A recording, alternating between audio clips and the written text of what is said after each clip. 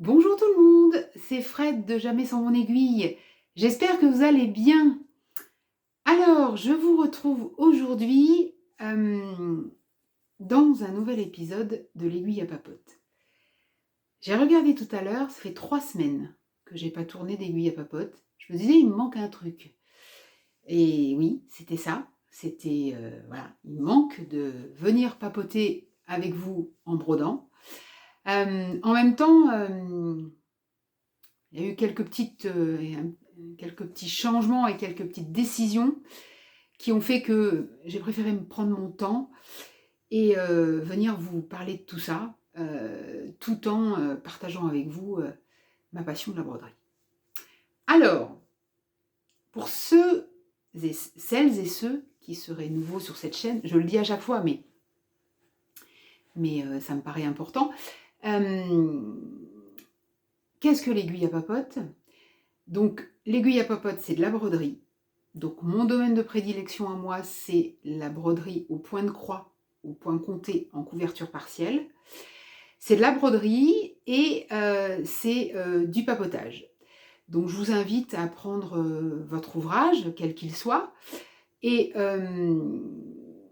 à passer un moment en ma compagnie avec moi qui discute, qui fait un beau bruit de fond. On en a pour un petit moment, hein, parce que j'ai des choses à vous dire, j'ai des choses à vous montrer. Donc installez-vous bien confortablement et j'espère que vous allez passer un chouette moment. Alors, comme pour toutes les aiguilles à papote, je vais commencer par vous présenter ce sur quoi j'ai travaillé depuis 3 semaines.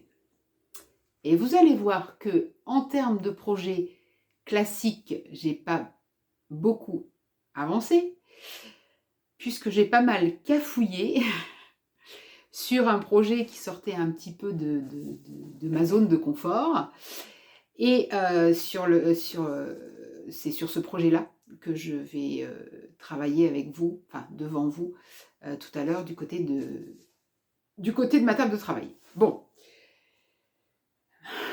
Intro de 2 minutes et quelques, Fred, c'est toujours pareil, tu sais pas faire court. Alors, sur quoi est-ce que j'ai travaillé depuis la dernière fois ? Alors, depuis la dernière fois, j'ai un petit peu avancé, mais pas beaucoup. Parce que je crois que sentimentalement, j'ai pas envie de la finir, j'ai pas envie d'arrêter de travailler dessus, enfin voilà. Donc depuis la dernière fois, j'ai un petit peu avancé sur mon petit chat noir. Mon petit chat noir que je brode en souvenir de mon petit animal de compagnie. Et là, on arrive dans la période où elle était malade depuis de nombreux mois, mais on arrive dans la période où il y a 1 an, ça s'est fortement dégradé et ça a fini comme ça devait finir de toute façon. Et du coup, ouais, j'ai un petit... je pense que j'ai des petits souvenirs qui remontent et voilà. C'est pour ça que ça me chamboule un petit peu. Bref, alors, ce petit chat noir, donc ça, c'était un kit de la compagnie RTO que j'avais eu sur la Maison du Canevas, qui est encore disponible sur la Maison du Canevas. Hein, j'ai regardé l'autre jour. Un kit donc, qui était proposé sur une toile Aïda blanche en 14 count avec des fils DMC. Donc la palette de couleurs, elle n'est pas fifou, hein, forcément. Hein, c'est du noir, beaucoup, dégradé de gris, blanc. Moi, j'ai changé un petit peu les choses. Je la brode sur une toile de lin. Une toile de lin de chez Zweigart, Belfast, donc 12,6 fils par centimètre. Je la brode 2 fils à l'aiguille sur 2 fils de trame. Ça se brode très très bien. Même les zones de noir là, où c'est un peu, voilà, en procédant par méthode, etc., ça se brode très très bien. Et donc, où est-ce que j'en suis ? Alors, pour ceux qui ne la connaissent pas, forcément, ça a beaucoup avancé. Pour ceux qui la connaissent, ben, je patine. Oui, je patine. Donc, voilà. Je suis en train de faire l'esquisse du fauteuil en ton sur ton, hein, forcément. Hein. C'est du blanc sur du gris perle. Et après, il va me rester à dessiner au point arrière les fronces là, du fauteuil. Donc, je suis vraiment pas loin. Hein. Je suis vraiment pas loin. Mais je vous dis, sentimentalement parlant,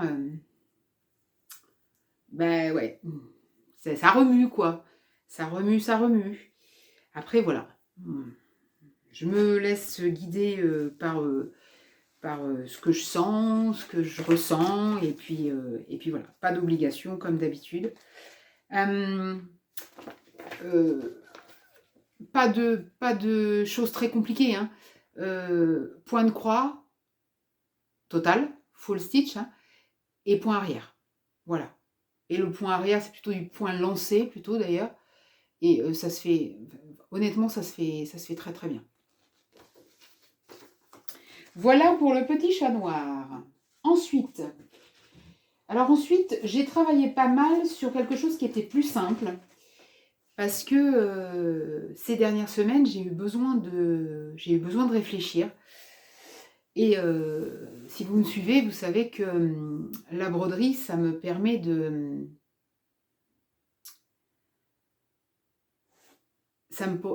d'élaborer des choses, mentalement parlant, je veux dire. Ça me permet de prendre des décisions, ça me permet de réfléchir, je pense à des choses, j'ai toujours un carnet à côté de moi, donc je note, etc. Et ça, voilà, cette espèce de routine du point, comme ça. Voilà, enfin je sais pas comment m'exprimer, enfin je sais pas si il y a des gens qui partagent la même chose que moi, mais cette espèce voilà, de routine, de mouvement un peu répétitif, etc. Ça me met dans une espèce de dynamique de réflexion où mon esprit, mes mains sont cadrées à la réalisation des croix, et mon esprit peut réfléchir sur des sujets, sur des décisions, sur des... Voilà. Bref. Donc, tout ça pour dire que j'avais besoin de... Donc, évidemment, quand on veut réfléchir... je ne me lance pas dans une broderie très très compliquée où on est obligé d'être concentré sur le patron parce que le patron est difficile, etc. etc. Je choisis aussi la broderie en fonction de mon état d'esprit, de mon état de fatigue, de ce que j'ai à élaborer, etc. etc. Donc, depuis quelque temps, je travaille sur... Alors, outre le fait qu'il est super rigolo, sur ce petit Christmas Moose, élan de Noël, l'élan de Noël. Donc c'est pareil, un kit que j'ai eu sur le site de Butinette. Voilà. Le site de Butinette, donc un kit de la compagnie Pana. Pana, c'est une compagnie russe aussi, qui est proposée sur une toile Aïda 14 count. Et j'ai tout gardé cette fois-ci, j'ai rien changé, parce que la toile Aïda est d'une couleur qui me plaît bien. Elle est marron glacé, donc je trouve ça un peu joli. Des fils, donc évidemment dégradés de marron, un peu d'orangé, et puis blanc-bleu pour faire la neige. Des petites perles, pardon, des petites perles pour faire les guirlandes là, pour orner le toit des maisons, si vous voyez bien, voilà, et puis faire les guirlandes, et puis de la feutrine pour faire les fumées là, qui sortent des cheminées des maisons, voilà. Les fils, c'est des fils, je ne savais pas quel type de fil c'était, et il y a une abonnée qui m'a dit c'est des fils gamma, voilà, ce sont des fils gamma. Et donc 14 count, je brode en 2 fils à l'aiguille. Et où est-ce que j'en suis? Pardon. Eh bien, j'en suis là. Donc, j'ai fait une oreille. Et puis, j'ai commencé à faire un bois. Alors, on dirait pas, mais il y a plusieurs nuances de marron dans ce travail-là. Hein. c'est de la toile Aïda, ça se travaille bien. Ça se travaille bien. Le patron est super clair. Il est en couleur. Les symboles sont gros. On peut pas se tromper d'un symbole sur l'autre. Donc là, voilà, je suis sur ce bois-là, là. Et en fait, j'ai fait tout le tour. Et là, je vais attaquer les petites maisons à mettre dedans. Voilà. C'est agréable. La toile est un peu rêche, ça couine un peu, mais non, c'est agréable. Et je vous dis, c'est à compter, c'est pas compliqué. Et ça me permet ça me permet de réfléchir pas mal. Par contre, ce que j'ai vu, c'est que, enfin, je l'ai vu sur le patron, puis je l'ai vu là, pour dessiner les fenêtres, etc., il y a pas mal de points arrière, en fait. Pas mal de points arrière. Évidemment, pour faire l'esquisse des bois en général, et puis du contour, etc. Pour faire l'effet un petit peu poil, là, de la fourrure de l'élan, et aussi pour dessiner les fenêtres des maisons, les petites cheminées, etc. Mais bon. On va y aller tranquillement, hein. Donc ça, j'ai pas mal travaillé la semaine dernière là-dessus. Ce week-end aussi, j'ai pas mal bossé là-dessus. Et puis maintenant que mon esprit est un peu plus éclairci, j'ai travaillé depuis hier, mais j'ai pas avancé beaucoup, je vous le montre quand même. J'ai travaillé hier sur l'établi du jardinier. J'ai commencé à avancer un petit peu. Alors, l'établi du jardinier, c'est un kit de chez Lanart. Un kit qui n'est plus... Il y a une abonnée qui a été... qui brode beaucoup de Lanart qui m'a dit il est plus disponible. Je l'ai cherché moi aussi, mais je ne l'ai pas trouvé. Donc, il est plus disponible. C'est un kit qui est dans mon armoire depuis bien longtemps, que j'avais laissé de côté. Ça fait partie des broderies oubliées. Et donc ça, c'est très très agréable à broder, mais autant vous dire que la vitesse d'avancement, c'est pas la vitesse que j'ai pu avoir, que je peux avoir sur l'élan, par exemple, hein, ou sur le chat, hein. Ça n'a rien à voir, hein. Donc, j'en suis où? Pas très loin par rapport à la dernière fois, mais quand même. Donc ça, c'est de la toile étamine, 10,5 fils par centimètre.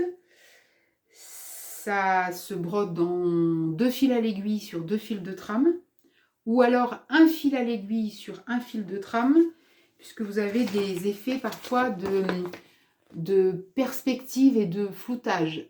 Vous voyez qu'il y a un cadre dessiné là, voilà. Tout ça là, tout ce qui est hors du cadre, qui paraît un petit peu à l'arrière, ou voilà, c'est un fil à l'aiguille. Et puis c'est pareil, là vous avez une esquisse de mur derrière, ça c'est pour un effet de perspective, c'est un fil à l'aiguille. Alors, la toile est teintée, un peu marbrée au centre, pour faire un peu de relief, c'est pareil au niveau du mur. Et donc j'ai commencé par le centre, donc je suis là en plein milieu des pots de fleurs, des feuilles, des fleurs, etc.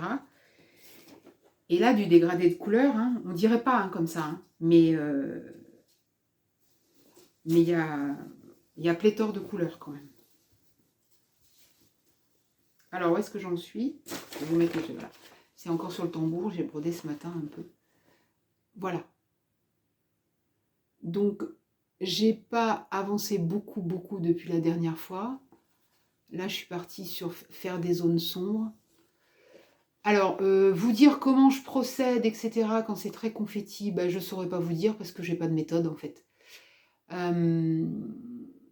J'ai pas de méthode. Il y a des fois, je me dis, tiens, je vais faire les couleurs tout près, etc. Puis j'avance par zone. Et puis il y a des fois, vous voyez, là ce matin, je sais pas, j'ai pris une couleur et je me dis, tiens, je vais aller au plus loin que je... Ça se compte bien. La toile, il n'y a pas, c'est pas comme la toile de lin où on peut rater un fil et se tromper de compte. Là, la toile étamine, c'est très régulier, on peut compter. Puis après, moi, je suis toujours en train de recompter, recompter et revoir si je suis au bon endroit, hein. Je passe 2 fois plus de temps qu'il ne faudrait, peut-être. Mais c'est Lynn qui disait ça, je crois, de la chaîne Lynn Diamond Painting et Point de Croix, qui disait compter 2 fois, broder 1 fois. Hein. Vaut mieux recompter plutôt que notre amie Pénélope soit à côté de nous et nous force à tout défaire, n'est-ce pas? Voilà, voilà. Et puis alors, le projet sur lequel je vous emmène du côté de ma table de travail, vous l'avez vu sur la miniature.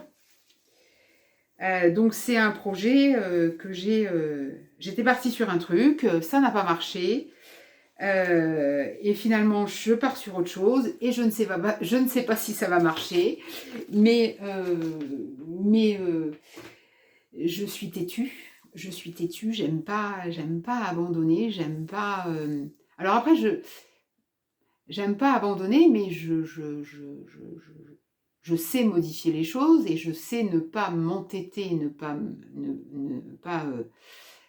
m'acharner quand ça marche pas et quand il y aura visiblement aucun résultat.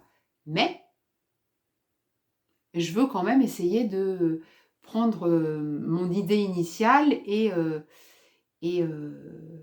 d'en faire quelque chose, quoi. Même si le résultat ne sera pas ce que j'avais imaginé au début. Voilà, bon, allez. Je vous laisse et puis je vous reprends tout de suite du côté de ma table de travail. Alors, me voilà revenue du côté de ma table de travail. Je viens de me rendre compte que je suis partie comme une sauvage de mon fauteuil et que je vous ai même pas montré la palette de couleurs du kit de l'établi de jardinier, là. La palette de couleurs Lanart. Enfin, c'est une palette de couleurs DMC, hein. Il y a 58 couleurs, je crois. Donc, ça va... je sais même pas, avec le soleil, là. Ça va du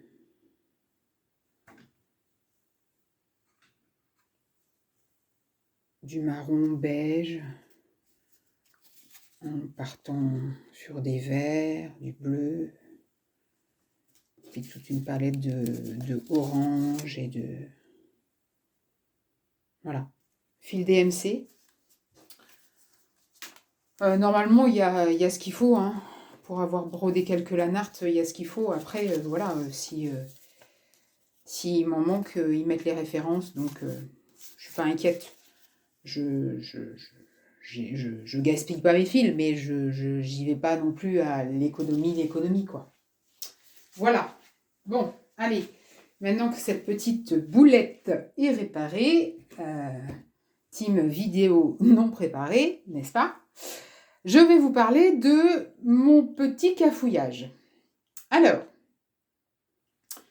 il y a quelque temps, j'avais eu envie de faire une petite broderie toute simple et surtout de faire un petit objet décoratif que je voulais broder. Voilà, plutôt qu'un tableau, plutôt que ce que je faisais d'habitude. Je m'étais dit, tiens, en regardant les vidéos de... Je crois que c'est Elisa, de Elisa et ses loisirs.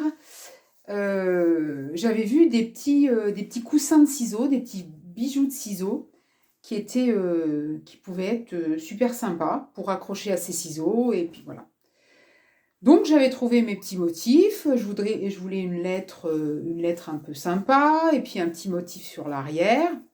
J'ai trouvé ça dans mes petits bouquins qui sont jamais très loin de moi. Donc la lettre, je l'avais prise dans Petit Point Étoile de lin. Et puis j'avais pris une jolie lettre. Quelle lettre j'avais pris? Voilà, j'avais pris une lettre comme ça, sur ce modèle-là. On va enlever ça déjà. Voilà. Voilà. Et puis, le motif au dos, j'avais pris dans les scènes bucoliques au point de croix. J'avais beaucoup aimé la marguerite, là. Voilà. Donc, me voilà partie. Je prends 2 couleurs un peu au hasard dans mes restes de fil. Je brode mes 2 petits motifs. Donc, je choisis, bon, pour un petit bijou de ciseaux, donc c'était pour habiller mes ciseaux de brodeuse. Donc, il ne fallait pas quelque chose de très gros. Donc, les motifs ne sont pas très grands, mais quand même. Donc, je me dis, je vais broder ça sur une toile étamine. Sur mes chutes de toile étamine 10 fils. Et puis, je vais broder ça en un fil sur un fil, pas de problème. Je fais mes motifs, etc. Et après, il s'agit de monter le petit bijou de ciseaux. Sauf que là, il y a un paramètre que j'ai un peu oublié dans l'histoire. Non, 2 paramètres que j'ai un peu oubliés. C'est mon inexpérience totale dans le domaine de la couture. Voilà. Et la grandeur de mes mains. La grandeur de mes mains. Non, mais je vous raconte pas des blagues. Hein. La grandeur de mes mains. Si vous voulez faire le test,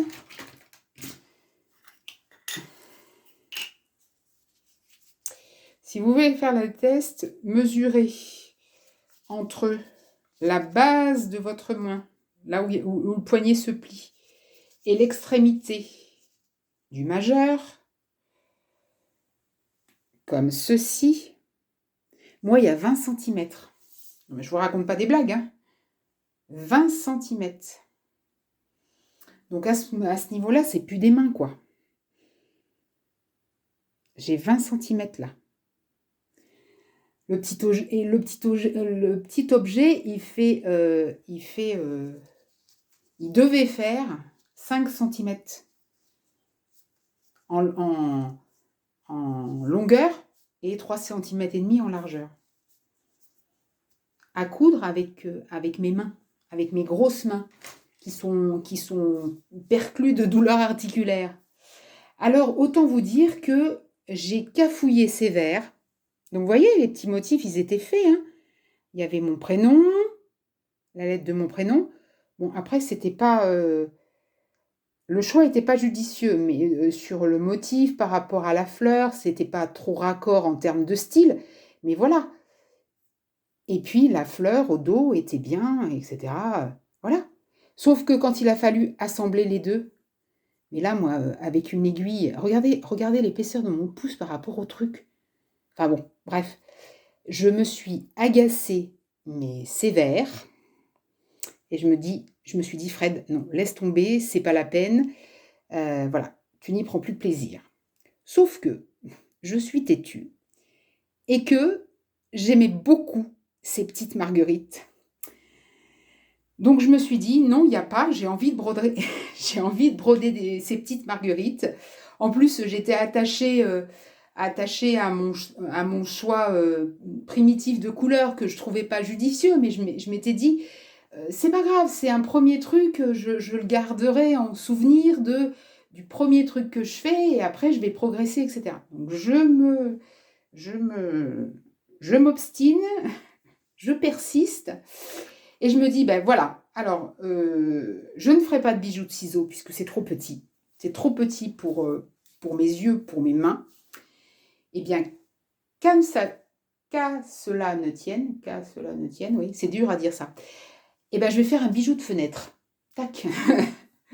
Donc, quelque chose de plus gros pour suspendre à ma fenêtre, à la poignée de ma fenêtre qui est en face de moi, face à laquelle je brode tous les jours. Et donc, je me suis dit, je vais faire quelque chose de plus gros et je vais mettre plusieurs motifs. Et au lieu de faire un recto brodé et un verso brodé, je vais faire un recto brodé et un verso avec du tissu. Voilà, dans ma tête, on en est là. En termes de broderie, où en est-on ? Donc en termes de broderie, voilà où on en est. Donc j'ai délimité 4 cadres et j'ai envie de faire 2 marguerites et j'ai envie de faire là 2 nichoirs à oiseaux. Parce que sur le petit motif, sur le petit truc que j'avais vu là, que je ne vais pas absolument pas retrouver, hein, voilà. J'avais vraiment flashé sur la marguerite et sur les nichoirs à oiseaux. Voilà, c'est comme ça. J'ai des lubies, c'est comme les radis, c'est pareil. Donc, voilà. Pour information, donc, scène bucolique au point de croix, édition de Saxe. Ce petit tableau, c'est une création Manucréa. Je trouve ça sympathique, je trouve ça un peu primitif. Oui, Julia a dit primitif, je crois. Elle qualifie ça de primitif. C'est bichrome, c'est simple à faire. Je trouve ça sympa. Donc voilà. Donc une marguerite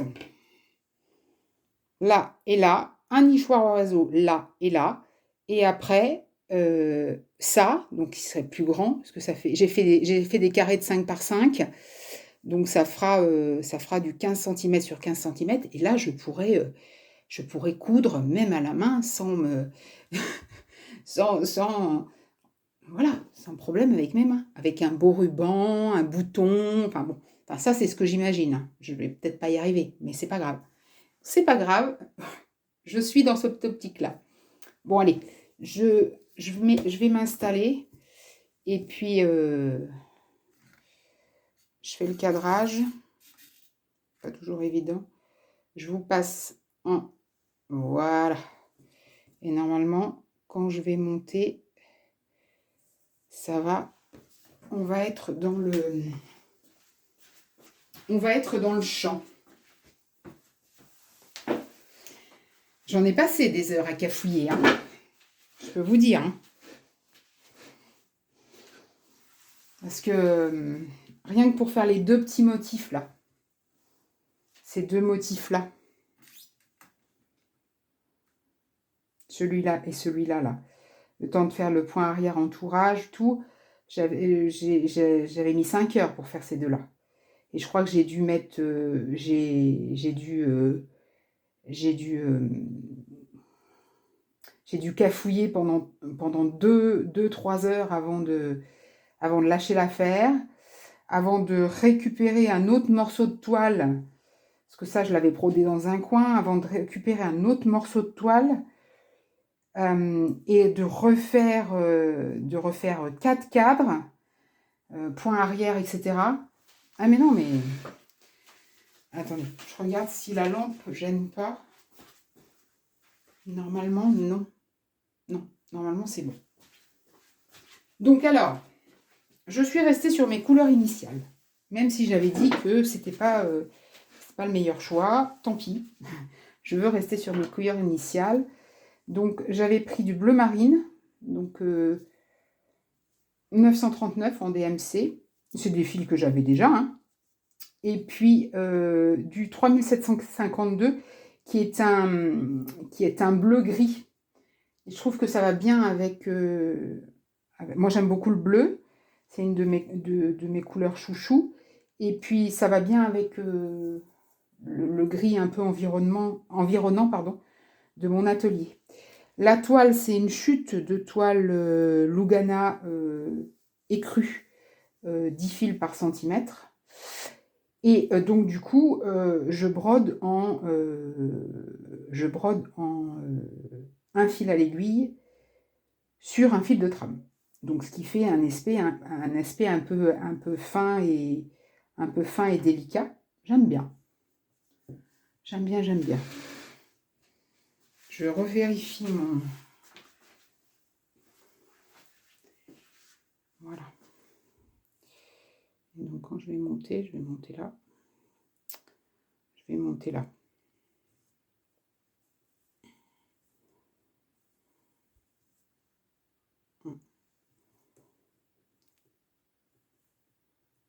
Tac.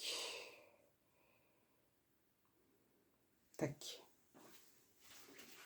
Voilà, alors, je vais installer mon patron.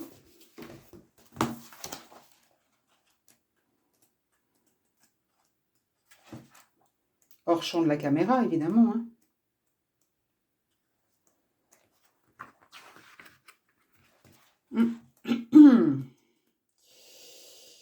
Je ne suis pas du tout préparée. Voilà. Tac. Et hop, un petit coup dans la caméra, ça la fait trembler.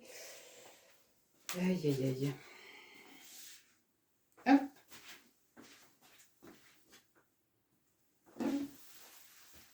Voilà. Alors, donc j'en étais à faire les petites pétales de la marguerite. Ça se brode bien, hein. C'est un motif qui est simple, voilà, qui se brode bien, sans difficulté particulière. Si on est concentré et que Pénélope ne vient pas nous embêter.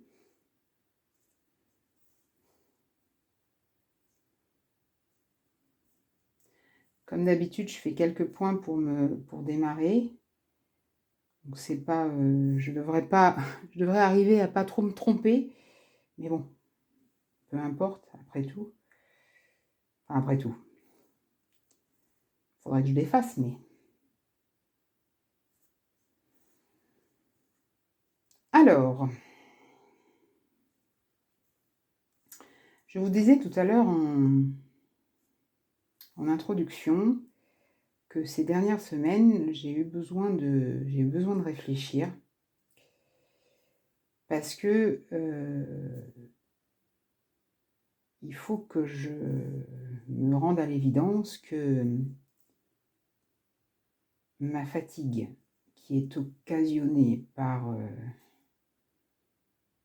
les traitements lourds que j'ai eus pendant 1 an et demi,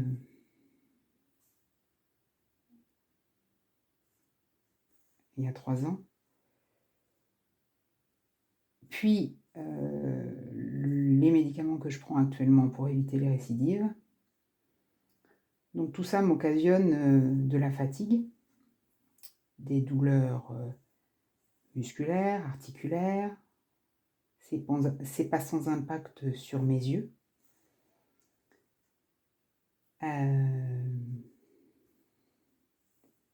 Et du coup, tout ça, ça devient incompatible avec... Enfin, ça devient de plus en plus incompatible avec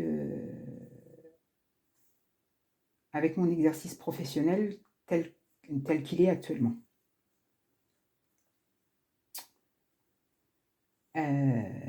C'est-à-dire que le fait d'être fatigué et fatigable, voilà, en gros c'est ça, fait que j'ai plus d'énergie pour grand-chose à côté du travail. Et pendant le travail, l'énergie que je dépense physiquement empiète sur mes capacités de réflexion et d'organisation. Voilà, en gros c'est ça. Du coup, il a fallu que je me décide à prendre une option différente.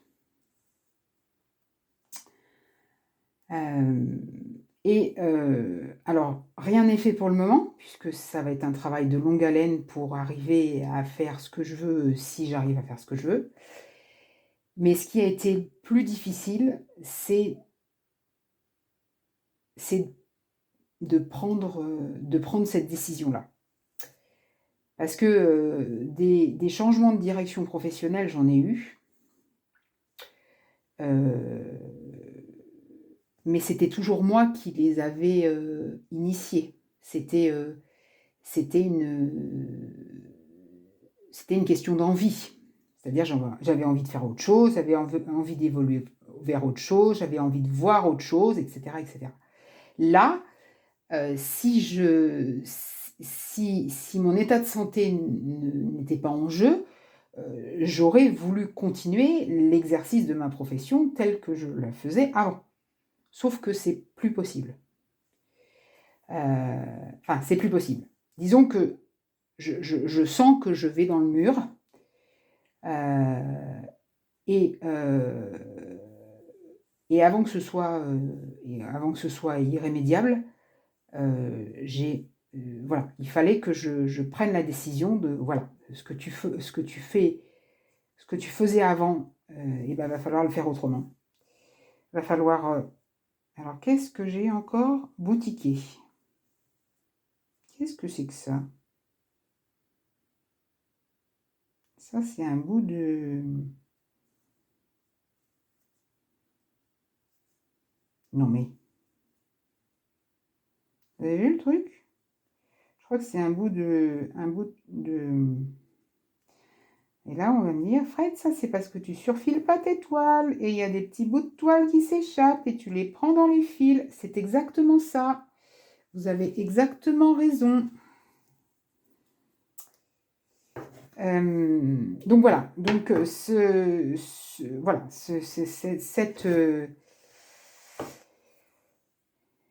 il a fallu prendre la décision. Bon, maintenant, à partir de maintenant, il faut faire autrement. Enfin, c'est pas... Oui, il faut faire autrement. Il faut penser les choses autrement. Et il faut avoir un exercice professionnel différent. Et bien, j'ai mis un peu de temps à prendre cette décision. J'ai mis un peu de temps. Alors, ma moitié me le disait, Fred, tu voudrais pas penser à faire autre chose, enfin, tu voudrais pas essayer de développer autre chose, parce que là, tu arrives, tu es sur les genoux, voilà, c'est...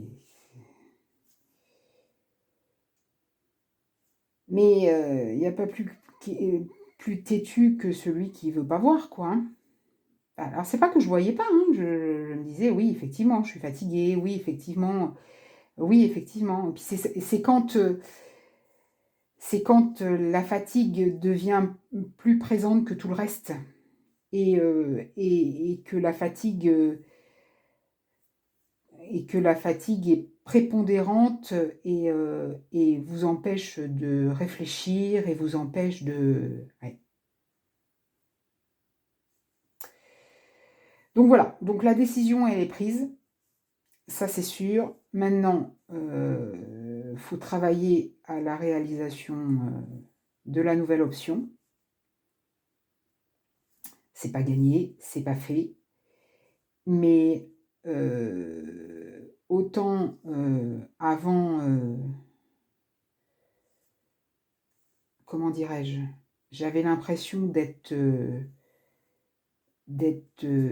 dans une spirale infernale, c'est pas vraiment le mot, hein, faut pas exagérer, avec une petite bulle d'oxygène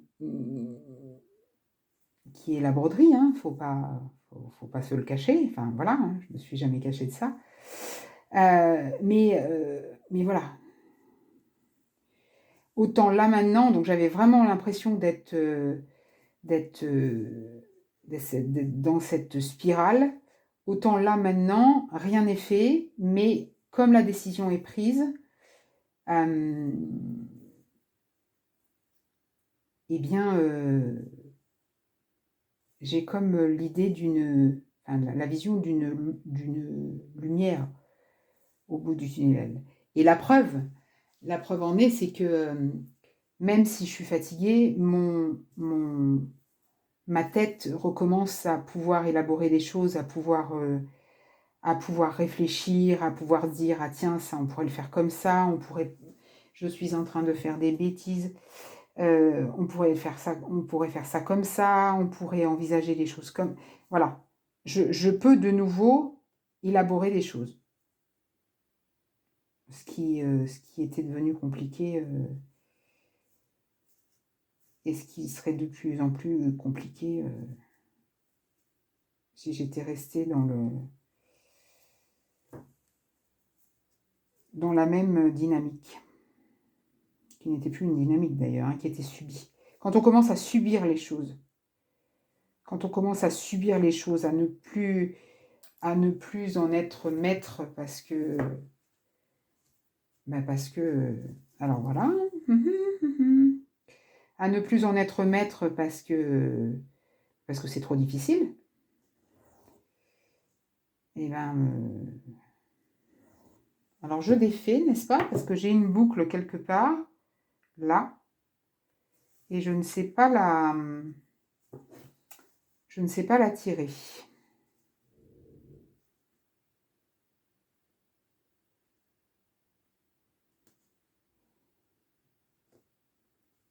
Mmh. Mmh. Voilà.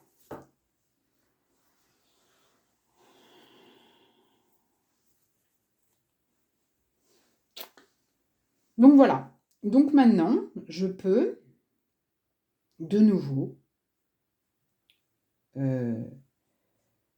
broder sereinement et utiliser la broderie comme outil de réflexion, puisque, ben, comme je vous disais, hein, quand je brode, voilà, j'élabore des choses, je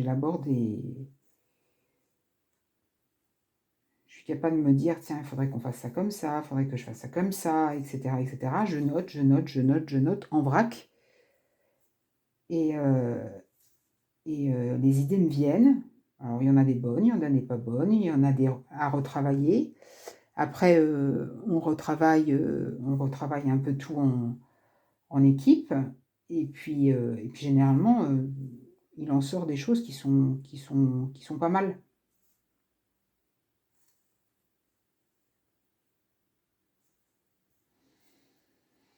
Donc ça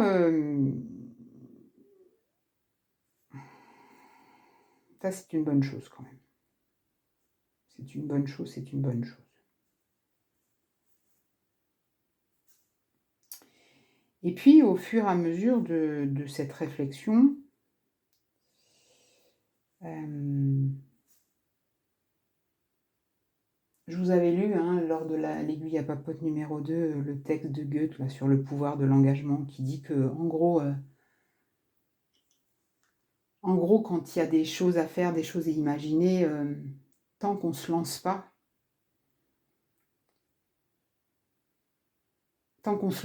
il n'y a rien qui va se passer et rien qui va venir nous chercher.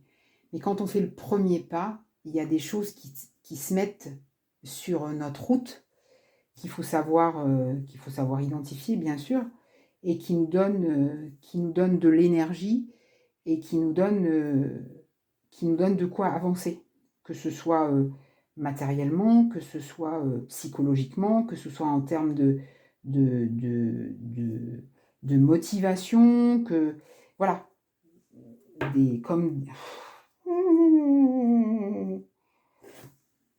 comme des indices, comme ouais, des jalons sur la route.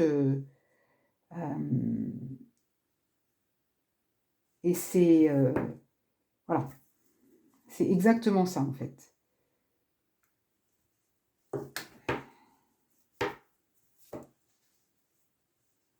C'est exactement ça, exactement ça. Je ne sais pas si il y a certaines d'entre vous ou certains qui ont vécu ça, qui ont vécu alors aussi bien professionnellement que personnellement, hein, des situations où la vie fait que ben, on est obligé de changer d'axe, quoi. De changer d'axe. Alors il faut faire, c'est une espèce de travail de deuil de ce qui était l'avant, Et, et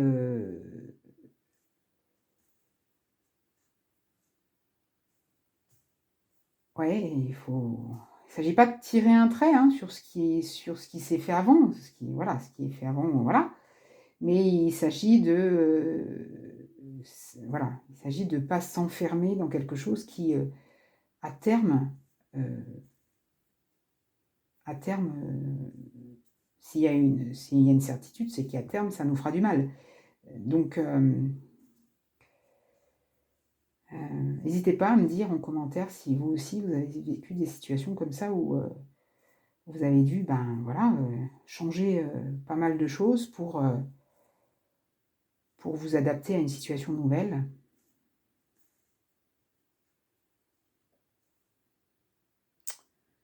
Ma petite pétale.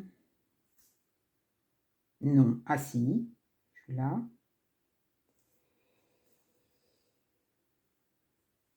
Donc voilà, donc une fois que la décision a été prise, que j'ai tourné autour du pot pendant un petit moment, hein, que l'espèce de choc, est passé en me disant: «Bah ouais, OK, d'accord, bon voilà, maintenant comment on fait?» Bon bah ça on va trouver.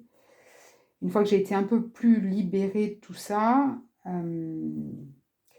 j'ai j'ai beaucoup été aidée par mon entourage, bien sûr, mes amis.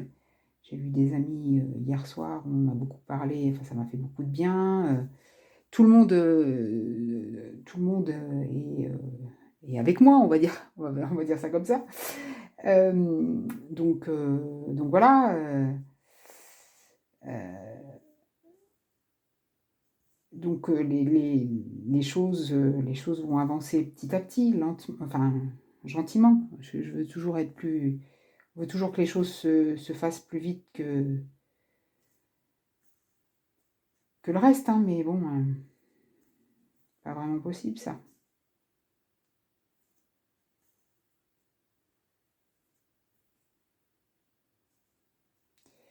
C'est pas vraiment possible, c'est pas vraiment possible.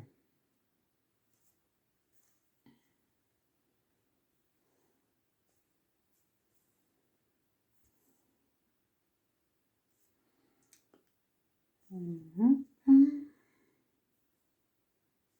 Ça se brode bien, hein? C'est sympathique.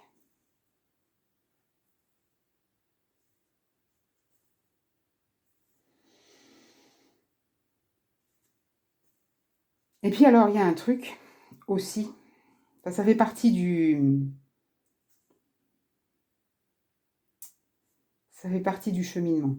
Ça n'a rien à voir avec le cheminement professionnel, mais ça fait partie du fait que, voilà, j'articule, ma profession, j'articule, la broderie, j'articule jamais sans mon aiguille, j'articule tout ça et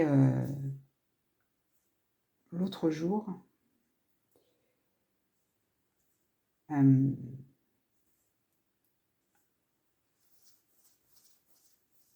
j'ai noué un contact, particulier avec Sandrine. Coucou, je sais que tu passeras par là.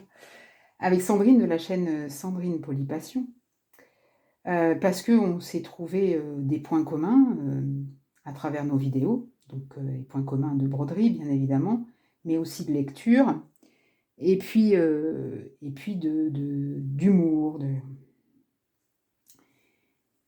et on a découvert que en fait, on habitait dans la même région.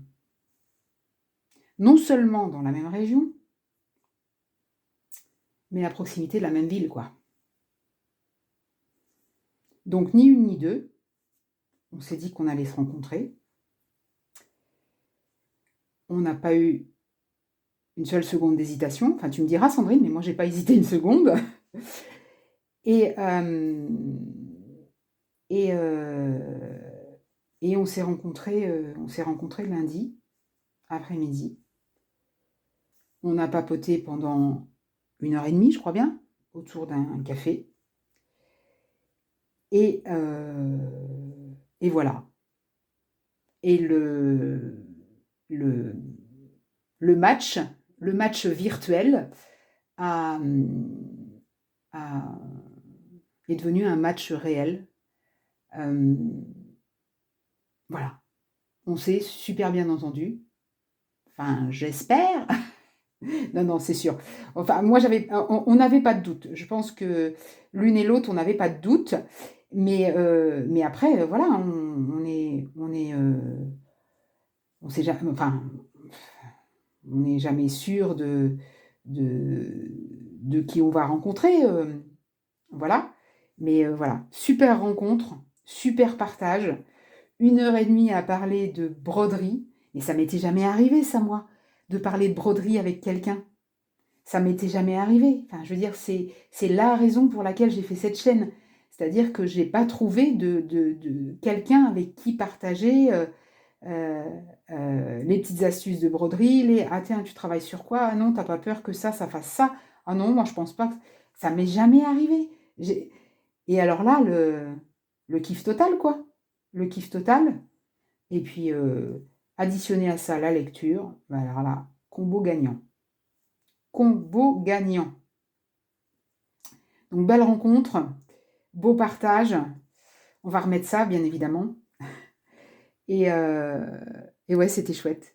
Mais l'occasion, et voilà. Donc, je me suis emballée, je me suis pris pour Pénélope.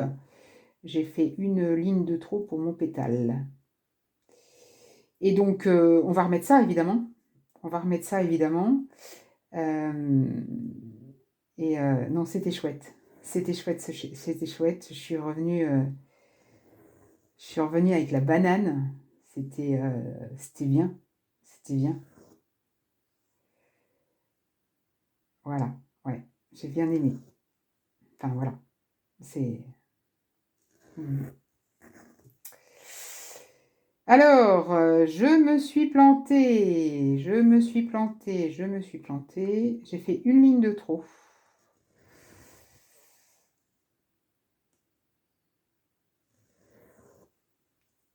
Oui, parce que là, en fait, non seulement je me suis plantée, oui, j'ai même pas décalé. N'importe quoi, Fred, n'importe quoi.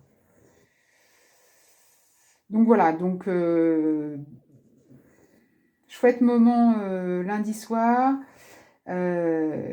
chouette moment hier soir avec mes amis. Du coup, voilà, les choses.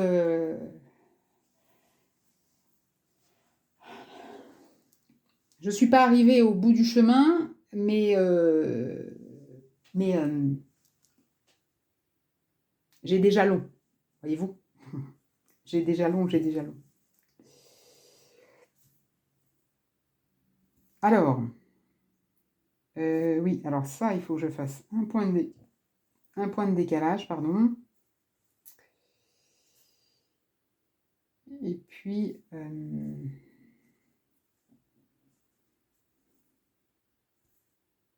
là, je vais être au bon endroit, je crois. Je crois, je crois, je crois.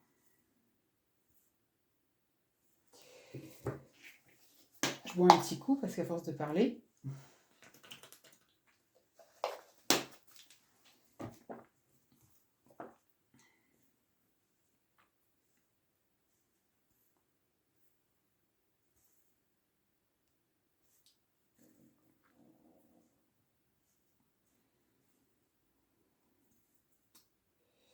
À force de parler. On a encore quelques belles journées, nous, dans notre région. Les matins sont frais, mais là, il fait un peu de soleil, c'est sympathique, je trouve. Alors, je vais me mettre sur les pétales d'à côté. Je vais démarrer, concentrer. Et puis après, je vais vous parler de mes lectures. Parce que j'ai fait des belles lectures aussi. Et j'en viens d'en commencer une. Merci Sandrine. Je viens d'en commencer une qui augure un bon moment aussi. Hein. Oh, puis je vous ai pas dit, je je,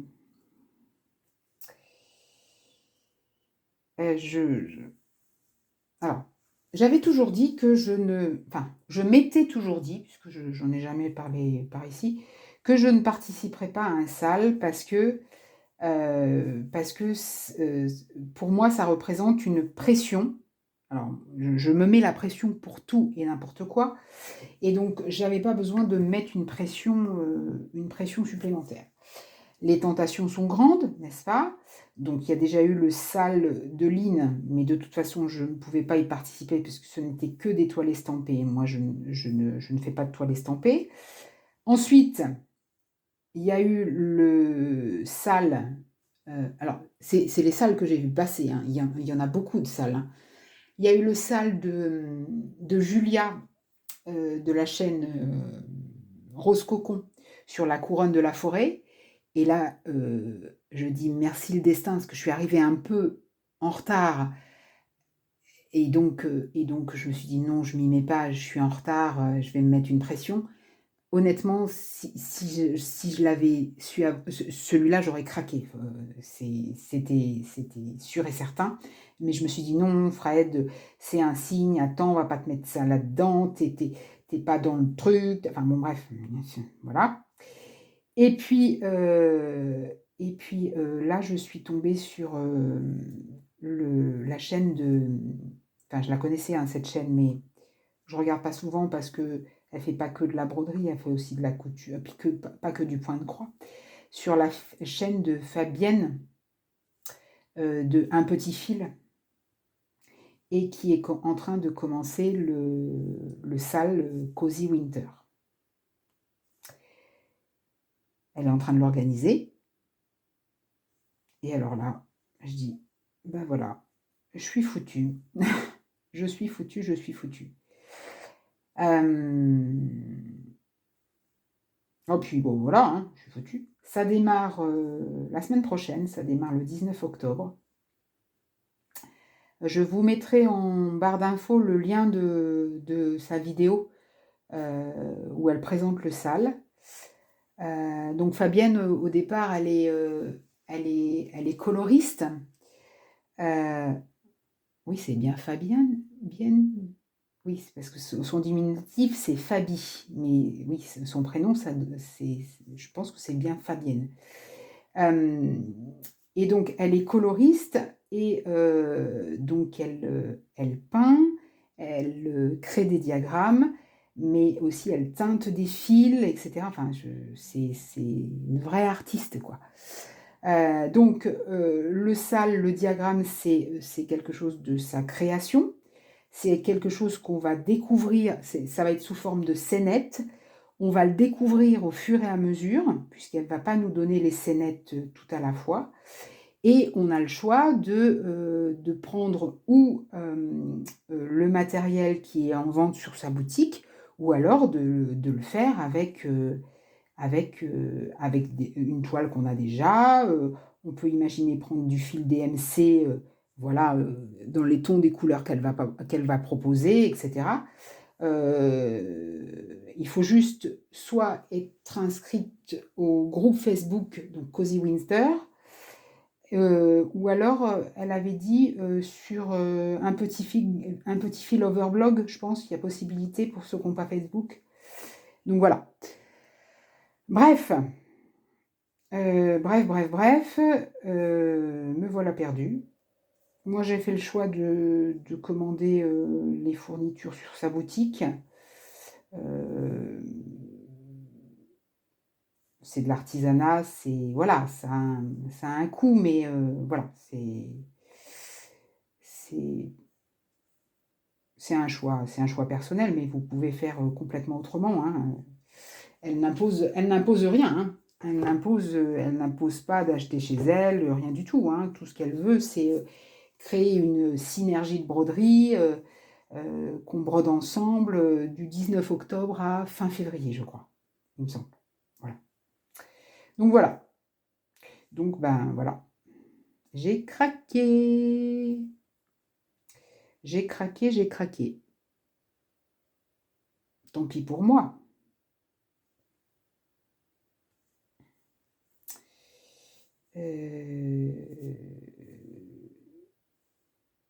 Donc voilà. Je me concentre là pour essayer de bien négocier le virage. Enfin, le virage. Alors, attends. Je vais faire comme ça. Alors, question lecture. Question lecture. De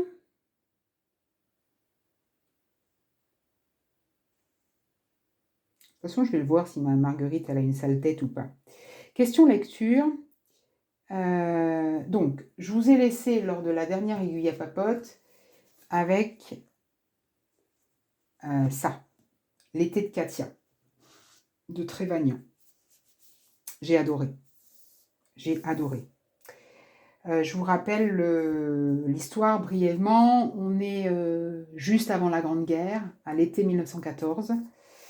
Et on suit un jeune médecin, frais émoulu de la fac de médecine de Paris, originaire à la base du Pays Basque, et un jeune médecin qui vient faire ses premiers pas de médecin en tant qu'assistant d'un médecin expérimenté, un vieux briscard, qui tient une clinique de thermalisme dans le Pays Basque.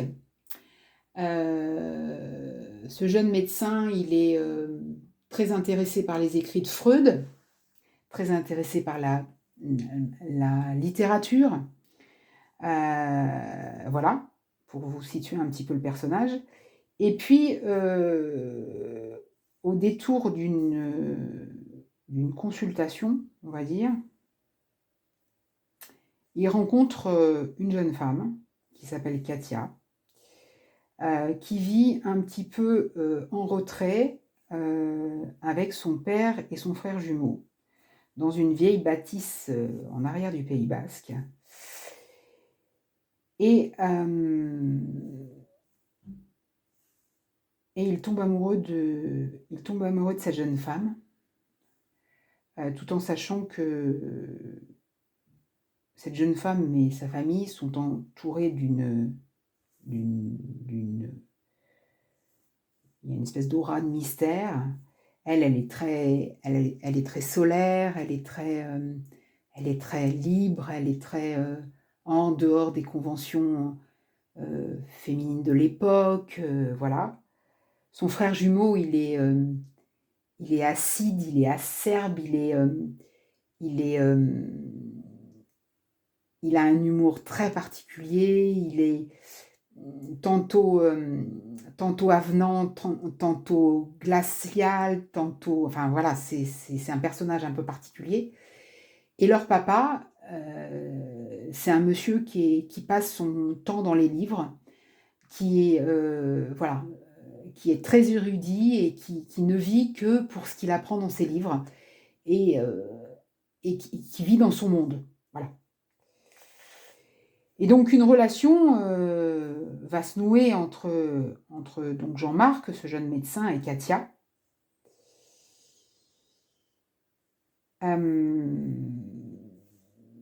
Relation particulière. Donc un roman d'ambiance avec une dimension de suspense. Ils le disent bien sur la 4e, ils disent bien une envoûtante histoire d'amour qui fait penser à Daphné du Maurier. Clairement. L'ambiance, c'est clairement ça. Clairement ça.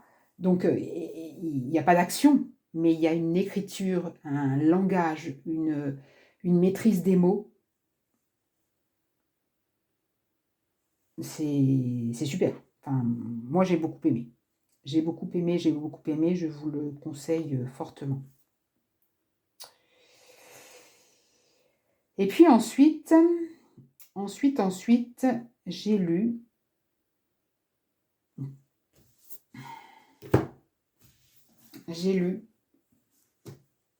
Trois de Valérie Perrin.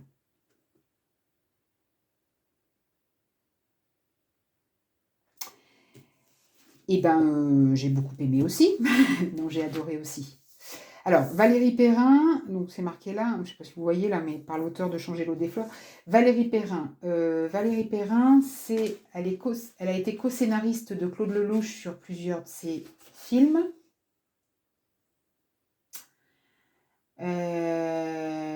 Voilà, de 2010 à 2018, elle est la co-scénariste de Claude Lelouch. Voilà. Et elle a écrit 3 romans.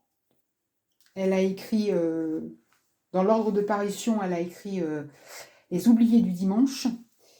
Elle a écrit Changer l'eau des fleurs, qui a fait un tabac, vraiment. Et elle a écrit, son dernier, c'est 3. Alors 3,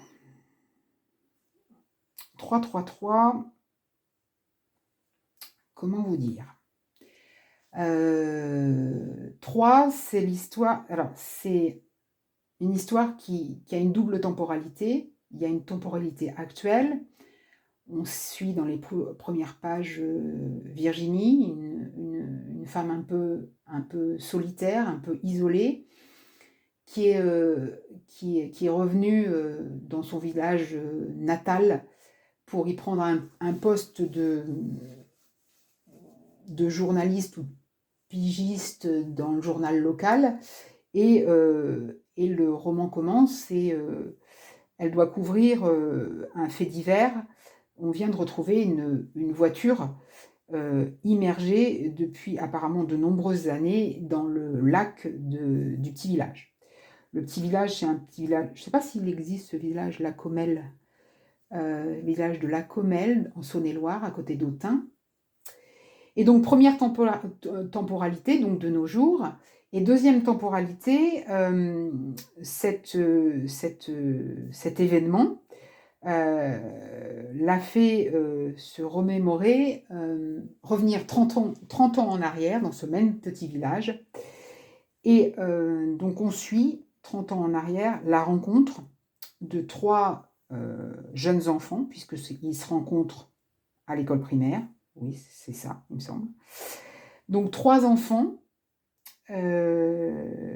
aussi différents les uns que les autres.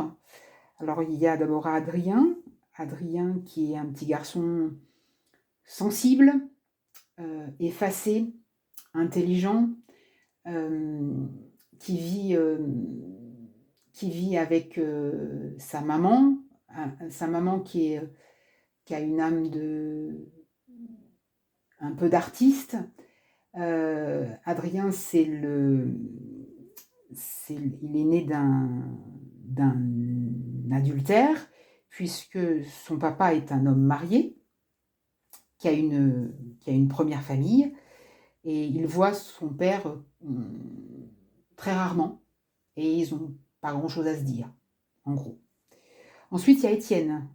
Étienne, lui, c'est l'antithèse d'Adrien. C'est le petit garçon sûr de lui, qui a un physique, qui est issu d'une famille, le papa, la maman, hauts fonctionnaires, les 3 enfants, une assurance, quelqu'un qui a confiance en lui, mais qui est pas très, que l'école n'intéresse pas.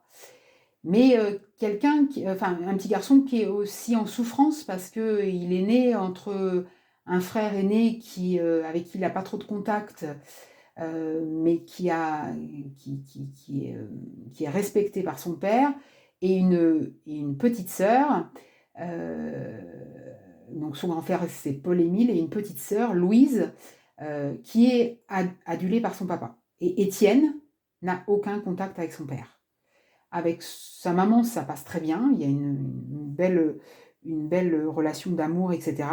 Mais avec son papa, voilà, il n'est pas considéré, entre guillemets, par son papa. Et entre Adrien et Étienne, il y a Nina. Et Nina, c'est le trait d'union entre les deux.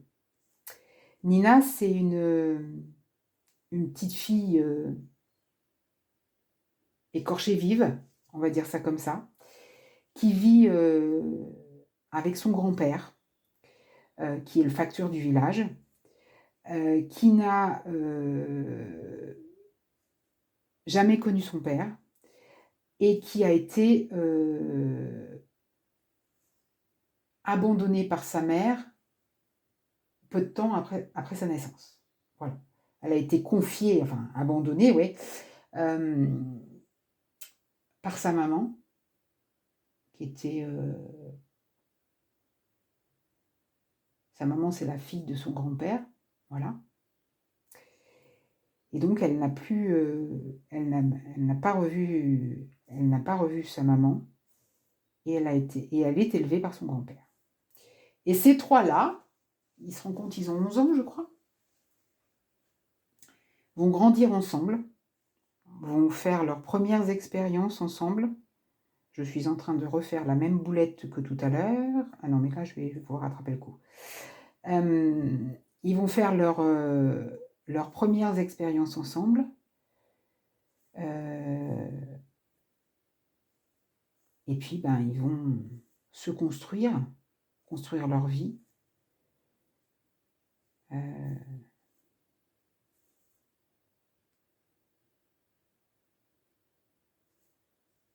Et on va finir par, comment dirais-je, les deux temporalités vont finir par se rejoindre. Parce que la temporalité actuelle, donc on a l'énigme de cette voiture qui est tombée dans le lac, et puis la temporalité 30 ans en arrière, eh bien, on va suivre l'enfance des enfants, leur adolescence, leur première fois, leur choix de vie, voilà. Donc je crois que ce roman-là, c'est... il me semble que Valérie Perrin, dans ses romans, il y a toujours un fil conducteur. Le fil conducteur des Oubliés du dimanche, c'était le vieillissement. C'était le vieillissement physique, le vieillissement psychologique, la perte d'autonomie, voilà, c'était ça qui conduisait le truc. Dans Changer l'eau des fleurs, le fil conducteur, c'était le deuil. Le deuil, la résilience, etc. Là, il me semble que dans 3, le fil conducteur, c'est l'identité. La construction de vie et l'identité. Comment, avec ce que l'on est, naturellement, avec ce que l'on vit, avec ce qu'on traverse, comment est-ce qu'on se construit et comment est-ce qu'on se construit et comment on aboutit à être qui on veut être. Voilà. Je sais pas si... je sais qu'il y a certaines d'entre vous qui l'ont lu. Dites-moi si je me trompe ou si vous en avez pensé la même chose. Voilà, j'ai beaucoup aimé. Hein. Alors voilà, elle est co-scénariste, elle était co-scénariste de cinéma, ça se voit, hein, c'est addictif comme roman. C'est addictif. Ça fait, c'est une petite briquette hein, quand même, hein. Ça fait 760 pages, mais ça se lit très bien. Ça se lit très bien. Donc j'ai adoré ça aussi. Et ce matin, je regarde quand même un petit peu quelle heure il est.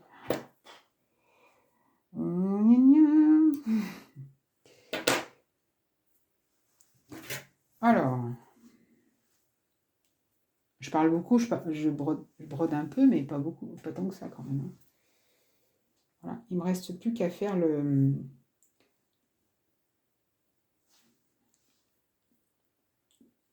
centre de la pâquerette ou de la marguerite. Je sais pas si en fait c'est une pâquerette ou c'est une marguerite. Alors, où est-ce que je suis? Je redémarre. Hein.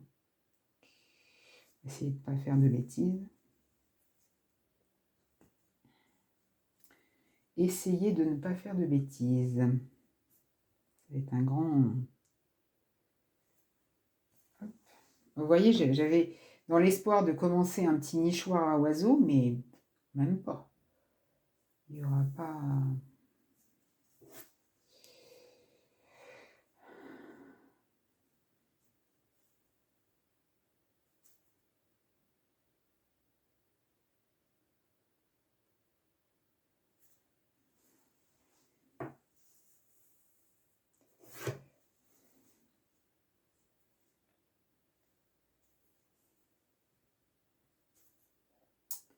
Voilà. C'est parti. Alors, et ce matin, j'ai commencé Entre Fauves de Colin Niel. Vous m'avez vu cette couverture là, comment c'est beau.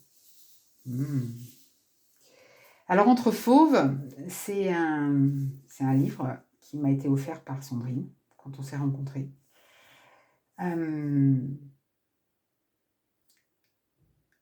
J'ai pas eu besoin de lire la 4e de couverture. Je lui fais confiance. J'ai jeté un œil juste comme ça, mais j'ai pas relu la 4e de couverture, etc. Et ça commence, waouh, très très bien. Ça commence très très bien. L'écriture est superbe. L'écriture est superbe. C'est une écriture qui est exigeante parce qu'il y a des références. Il y a des références botaniques et animalières. L'auteur, Colin Niel, il était ancien ingénieur agronome et ingénieur du génie rural et des eaux et forêts. Il a travaillé pendant 12 ans dans la préservation de la biodiversité. Donc, quand il fait ses descriptions de paysages, de paysages, d'animaux, etc., ça sonne hyper juste, quoi. Ça sonne hyper juste, mais c'est très... je trouve que c'est très pointilleux, mais c'est très très agréable à lire. Et donc, le sujet...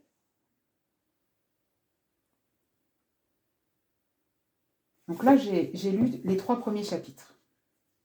Premier chapitre, le prologue, on assiste à la fin d'un lion, la mort d'un lion. On assiste à la mort d'un lion du côté du lion.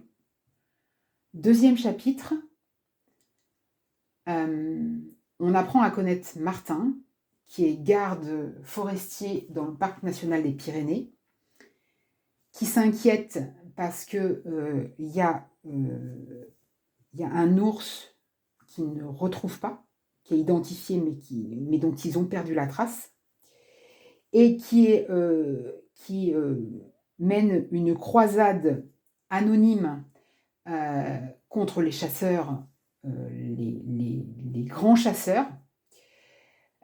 Donc, croisade anonyme sous la forme d'un groupe, je ne sais pas si c'est pas un groupe Facebook, qui l'anime de façon anonyme et où il balance des photos, vous savez, les photos de riches industriels qui se prennent en photo en Afrique avec le fusil sur un animal qui viennent d'abattre, etc., etc. Donc il anime ce groupe-là de façon à éveiller les consciences, on va dire ça comme ça. Et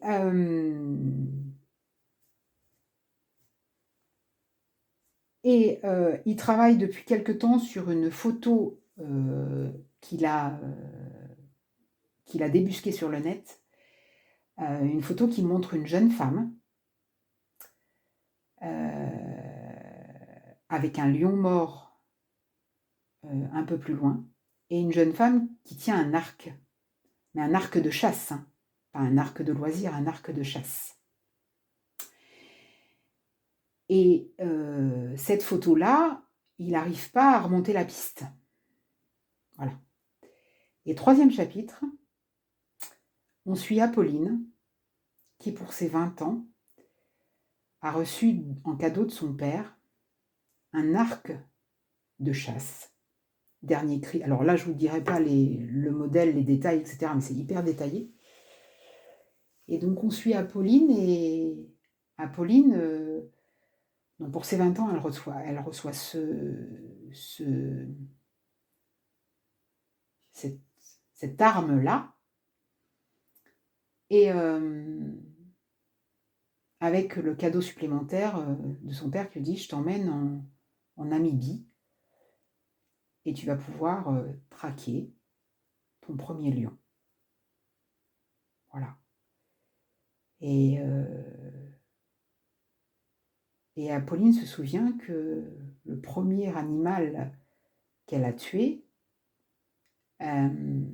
c'est quand elle était petite, elle avait 10 ans, je crois, où elle a autant ses frères n'ont pas suivi la voie de leur père, entre guillemets, hein, la voie, hein, évidemment, hein, pour devenir chasseur, autant sa fille semble avoir des dispositions pour la traque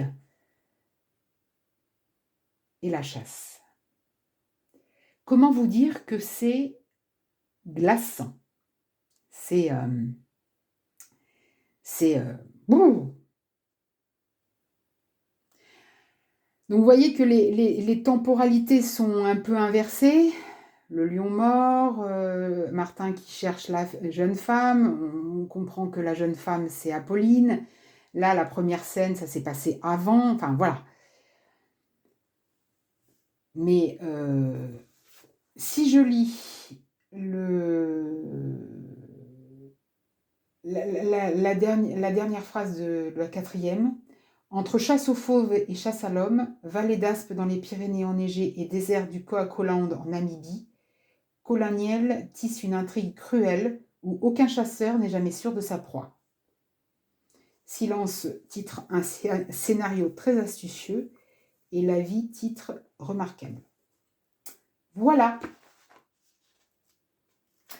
Le style littéraire, il fait bien son office. Hein. C'est, enfin, waouh. C'est la mise à mort du premier animal par Apolline, c'est wow, c'est dur. C'est dur. Enfin, c'est ouais, c'est ouf. Ah, c'est quelque chose, hein. C'est enfin, ben, voilà, je comprends pas comment. Bon, bref. Donc voilà. Donc je sais pas. Je sais pas. Enfin, je sais pas. Je sais que je sais que j'aime beaucoup. J'aime beaucoup, mais c'est un roman qui me remue. C'est pas c'est pas un sujet que j'ai l'habitude de lire, parce que moi, tout ce qui touche aux animaux, je suis hyper, je suis, je suis, je suis hyper sensible. Tout ce qui touche aux animaux, je suis hyper sensible. Dans un film, s'il y a un animal qui meurt, je me mets à pleurer, quoi.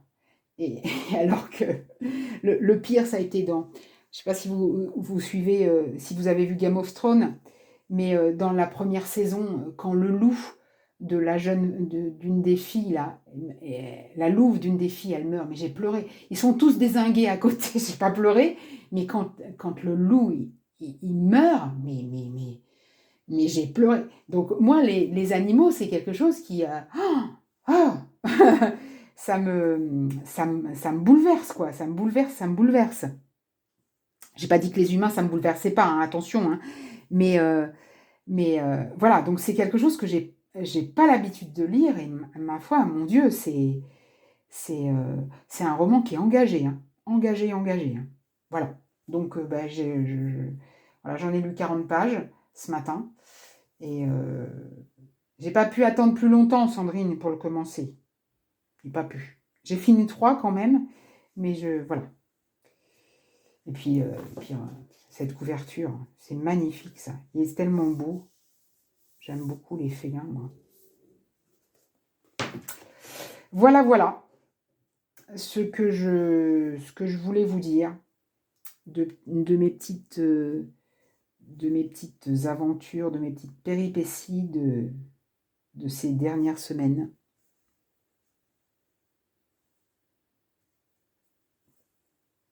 J'ai beaucoup parlé là, non?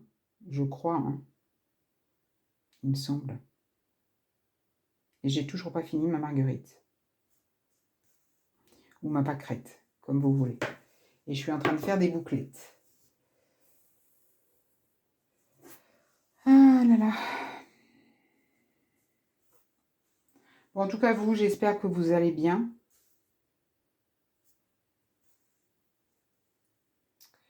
Que vous vivez cette saison automnale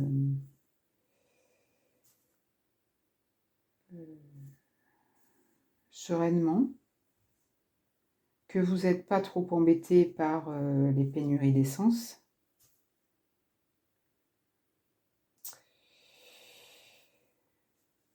Pour le moment, moi ça va, mais ça va vite devenir problématique si... Alors je suis pas hein, les débats et les négociations, etc. Mais voilà, j'espère quand même qu'ils vont arriver à trouver une solution, autant pour les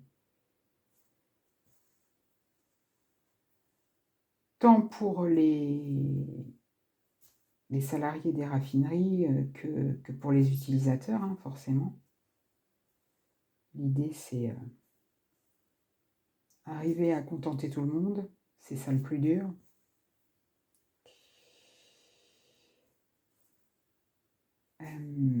Pour le moment, voilà.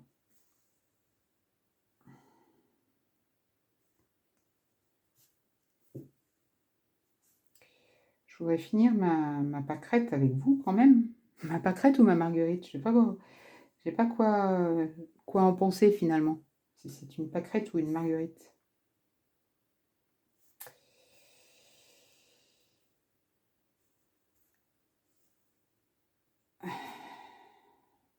Hop.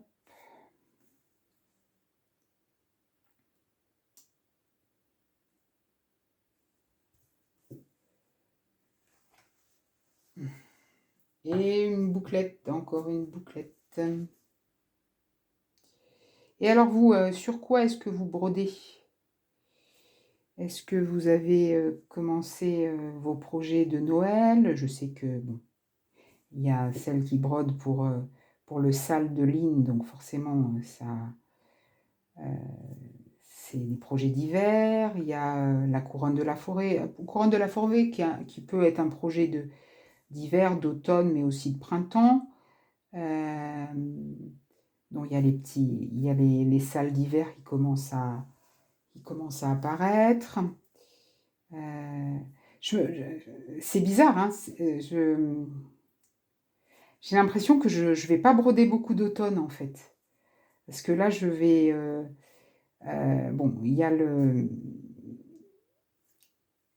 a mon établi de jardinier là, sur lequel je vais avancer un petit peu, mais j'ai bien l'impression que quand je vais recevoir mes fournitures pour faire le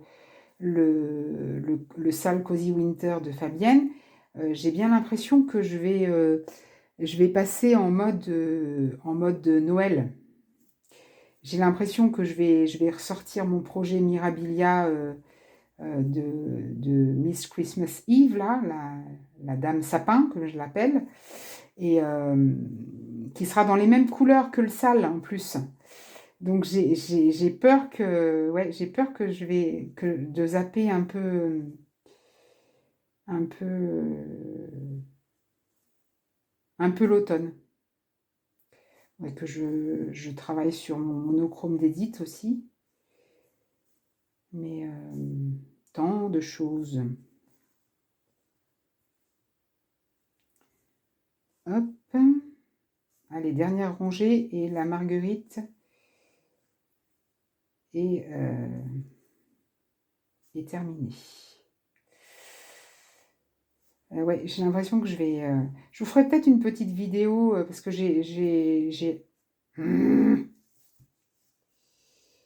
Ça, c'est parce que mes aiguillées, elles sont trop longues, hein. Mon fil, il accroche et il se noue. Je fais des aiguillées de feignante.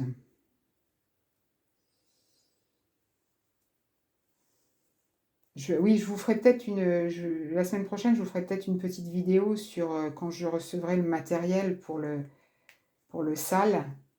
Parce que j'ai acheté des petites... j'ai acheté deux livres en plus. Deux livres romans, hein, voilà. Et puis j'ai une petite commande en attente de livres de broderie. Voilà. Donc j'en profiterai. Ah, que ça m'agace. Que ça m'agace, que ça m'agace.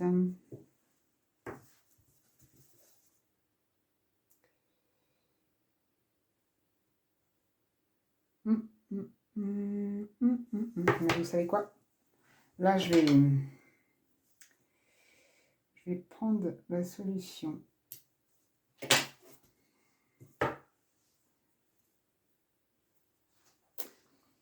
Quand c'est comme ça, quand je noue un fil, que j'ai une boucle qui est loin, enfin qui est loin, qui n'est pas très loin, mais qui imposerait de défaire 3 rangs,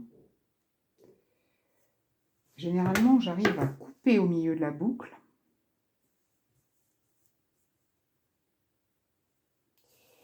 et à l'emprisonner dans les points suivants. Comme ça, mes points, ils sont sécurisés et j'ai pas tout à défaire.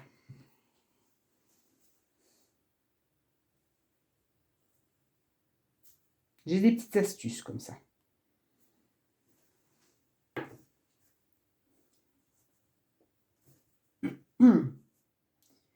Allez, je finis ces quelques points et je vous laisse. Ça doit faire... cette aiguille à papote va être fort longue. Hein. Mais en même temps, ça faisait longtemps. Ça faisait 3 semaines.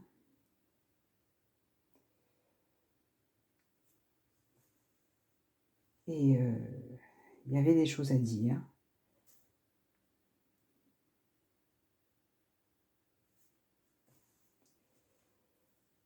Et puis ben, je resterai bien encore un peu. Hein. Je resterai bien encore un peu avec vous. Mais il est temps pour la pâquerette ou la marguerite, je ne sais pas, de... Voilà. Et là, je m'aperçois que...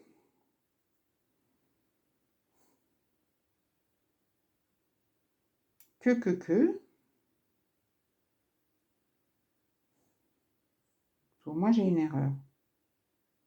Je ne sais pas où, mais j'en ai une. Je vérifierai ça tout à l'heure. Pour moi, j'ai un décalage d'1 point. Mais bon, on va voir. Je vais voir ça tranquillement. Voilà. Allez, j'arrête ici. Voilà. Oui, ma pétale, elle est décalée là. Elle est décalée. Et pourquoi est-elle décalée?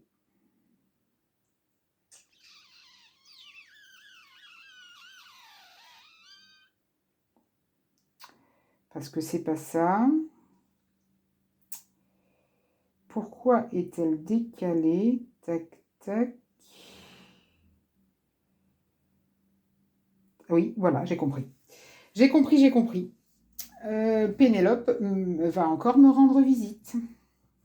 Voilà. Bon, allez, c'est pas très grave.